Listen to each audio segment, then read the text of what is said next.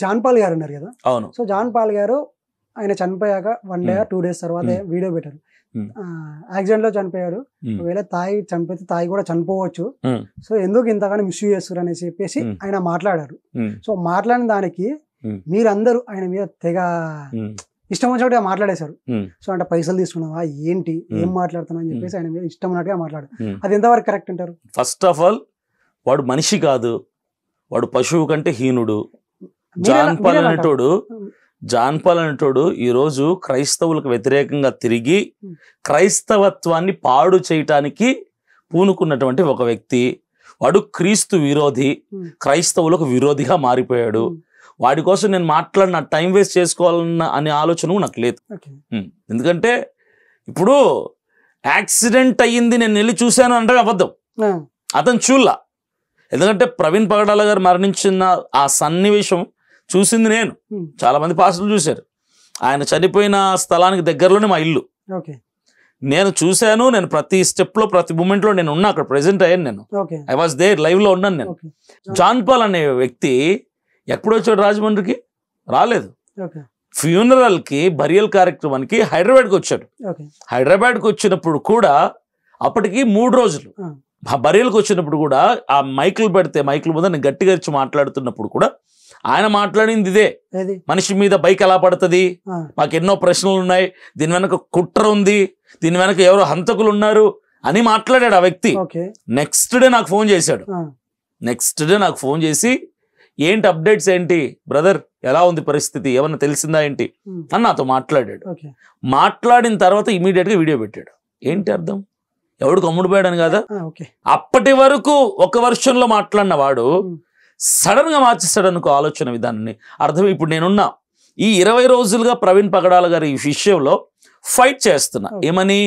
అది యాక్సిడెంట్ అయి ఉండదు, హత్య అయి ఉంటది అన్న కోణంలో నేను మాట్లాడుతున్నా. ఇప్పటికిప్పుడు నెక్స్ట్ ఆర్టీవీ ఇంటర్వ్యూ ఉంది, ఇప్పటికిప్పుడు అక్కడికి వెళ్ళిపోయి ఇంకో ఛానల్కి వెళ్ళిపోయి నేను ఇది యాక్సిడెంటే, ఆయన తాగాడు, ఖచ్చితంగా తాగే పడిపోయాడు, ఇది మర్డర్ కాదు అని అన్నాను అనుకోండి, ఏమైంది చూసేవాడికి? ఏమంటాడు? అరే 20 రోజుల నుంచి నువ్వు ఇలా మాట్లాడావు, సడన్ గా ఏమైంది నీకు మారిపోయావు అంటాడు లేదా? హ్యూమన్ నేచర్ అది. జాన్ పాల్ విషయంలో కూడా అదే జరిగింది. అంటే ఆయన వచ్చేసి తాగి చనిపోయా అంటే తాగితే తాగొచ్చు, దానికి తప్పేముంది, దీని ఇంతగానే. ఇప్పుడు ఎవడు అడిగాడు? ఇప్పుడు జాన్ పాల్ అనేటోడిని ఎవడైనా అడిగాడా తాగచ్చా తాగకూడదా, తాగితే తప్పా బాబు, తాగకుంటే తప్పా బాబు అని ఎవడు అడిగాడు? వాడు మాట్లాడాల్సిన విషయం ఏంటంటే ఈ మరణానికి సంబంధించిన విషయం మాట్లాడాలి. తాగాడు, ఎందుకు తాగకూడదు, తాగితే తప్పేంటి, మనుషులకు లోపాలు ఉంటాయి వాడు చెప్పడానికి? క్రైస్తవుల పక్షముగా వాడు మాట్లాడడానికి ఎవడు రైట్ ఇచ్చాడు అతనికి? వాడు మాట్లాడమే తప్పు. ఎలా ఉంటది మరి? ఎందుకు ముందు మాట్లాడిన 4 రోజులు మాట్లాడిన మాట నెక్స్ట్ ఎందుకు మార్చావు? నువ్వే అడిగిన ప్రశ్నలకు నువ్వే సమాధానం చెప్పుకుంటున్నావు. తర్వాత బండి ఎందుకు మీద పరుపు పరిచినట్టు పరిచారు, దుప్పటి అన్నావు. నెక్స్ట్ రోజు మాట్లాడేటప్పుడు బండి ఎందుకు అలా ఉందంటారు మనిషి మీద, మీరే చెప్తారు బండి ఎలా పడాలని కూడా వాడే అంటున్నాడు. బండి దుప్పట్లా పరిచింది ఎందుకు అని అడిగింది వాడే. అలా ఉంటే అలానే ఎందుకు ఉండాలి మీరే డిసైడ్ చేస్తారా? యాక్సిడెంట్ ఎలా జరగాలో మీరే డిసైడ్ చేస్తారా అని ప్రజల్ని కన్విన్స్ చేయడానికి వాడు ఎవడు? Who is he to convince Christian people? అతను మాట్లాడింది 100కి 1000% తప్పు. అతని మాటల్లో సత్యం లేదు. ఎవడికో అమ్ముడుపోయాడు, లేదా ఎవడో బెదిరిస్తే భయపడిపోయాడు. ఈ రెండిట్లో ఏదో జరిగి ఉందని నేను నమ్ముతున్నా, గట్టిగా నమ్ముతున్నా. కాబట్టి ఇప్పుడు నేను ఉన్నాను బ్రదర్, నేను చాలా వీడియోస్ మాట్లాడా, ఇవి చాలా నా పర్సనల్ యూట్యూబ్ ఛానల్లో చాలా ఉంటాయి.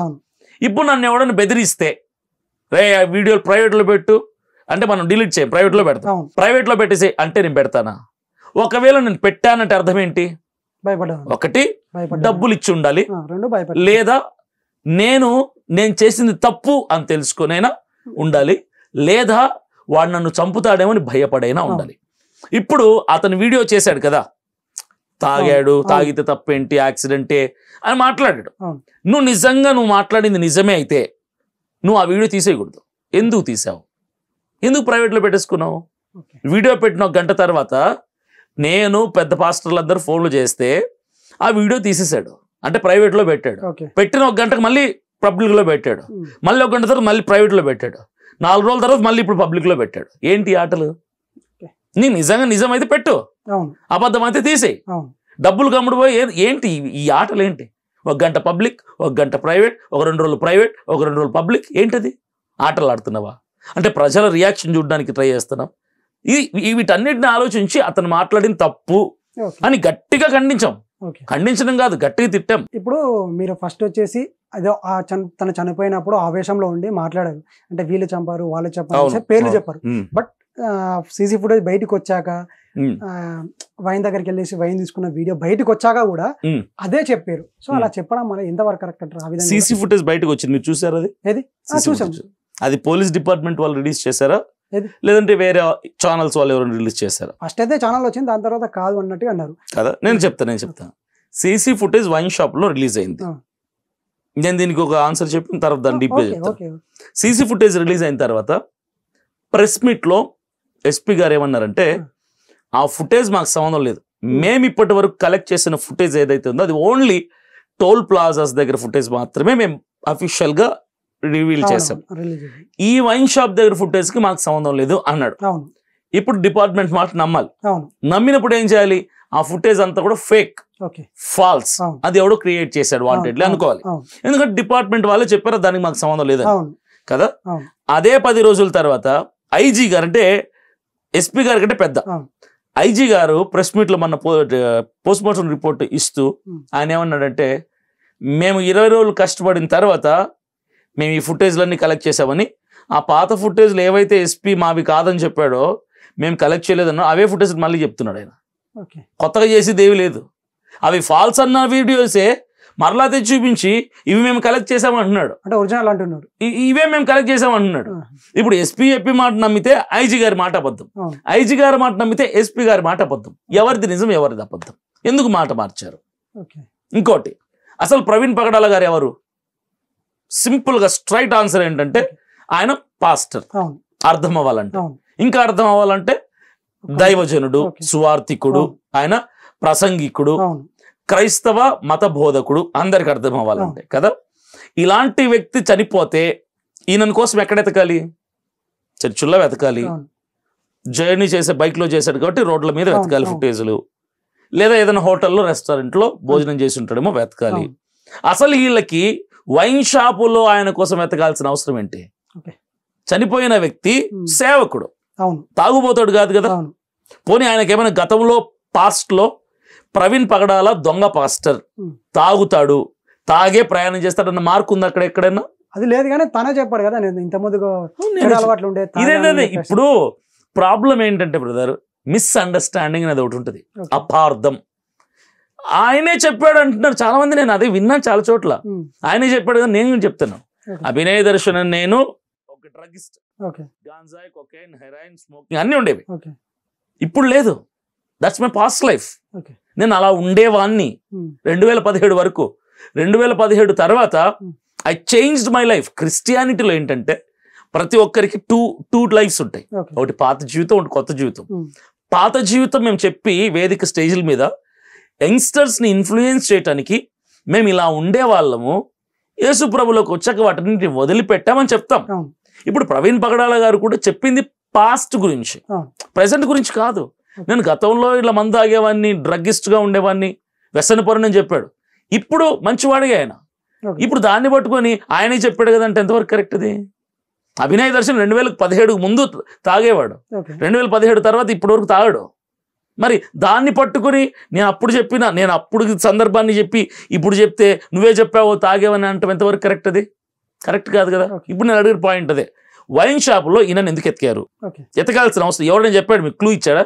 ప్రవీణ్ పగడాల దొరకాలంటే ఫుటేజ్లో వైన్ షాపులు వెతకండి అని ఎవరైనా చెప్పారా? సరే పోనీ, ఈయన స్టేచర్ ఏంటి? ఈయన స్టేచర్ కోట్లకు అధిపతి. సరే ఫుటేజ్లో ఎతికావు, లిక్కర్ మార్ట్లో వెతుకు, బార్లో వెతుకు, పబ్బులో వెతుకు.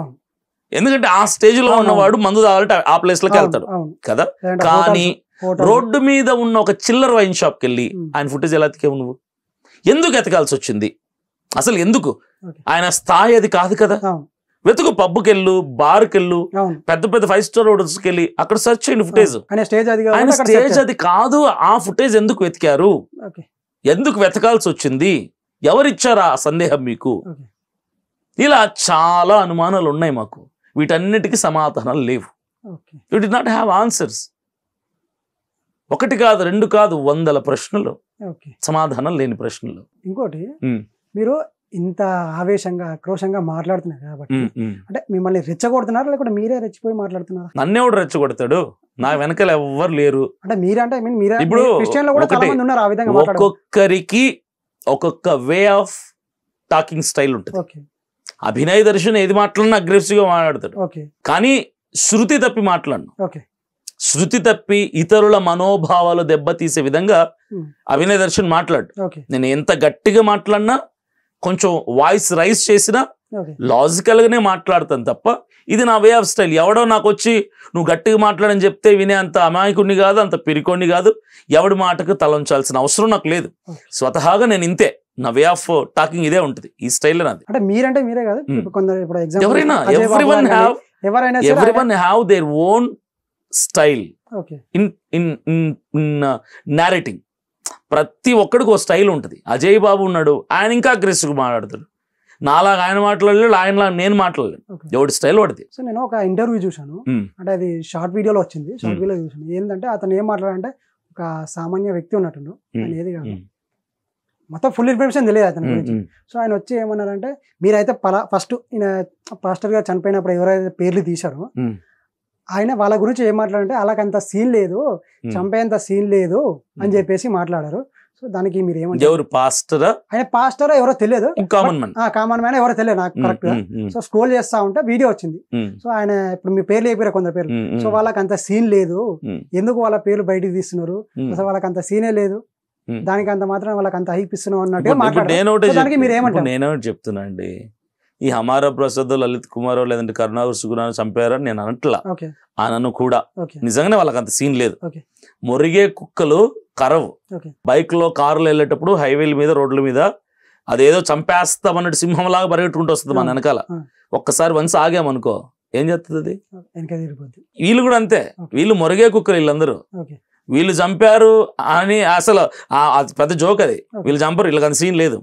వీళ్ళు ఏంటంటే యూట్యూబ్ ఛానళ్ళు పెట్టుకొని పొద్దున్న లేచిన నుంచి రాత్రి పడుకునే వరకు క్రైస్తవుల్ని, బైబిల్ని, యేసు ప్రభుని తిట్టుకుంటూ, దాని మీద ఫండ్ డొనేట్ చేసుకుంటూ, ఈ ఫండ్ రైజ్ చేసుకుంటూ, యూట్యూబ్ ద్వారా అంతా ఇంత సంపాదించుకుంటూ బ్రతుకు తెరువు కోసం ఈ వృత్తిని ఎన్నుకున్నారు. కానీ పాపం వాళ్ళు చంపేంత సీన్ వాళ్ళకి లేదు. నిజం చెప్పాలంటే సీన్ లేదంటారా, అవసరం లేదంటారా? వాళ్ళకి ఆ సీన్ లేదు. చెప్పే కదా, మొరిగే కుక్కలు కరవు, అరిచే వాళ్ళు నోరు మూసుకొని ఉంటారు అంతే. అరవాల్సింది తప్ప వాళ్ళు ఇట్లా క్రియారూపకంగా ఇంత క్రూరంగా వాళ్ళు చేసే అంత సీన్ వాళ్ళకి లేదు. మొరిగే కుక్కలు, కరవరు వాళ్ళు.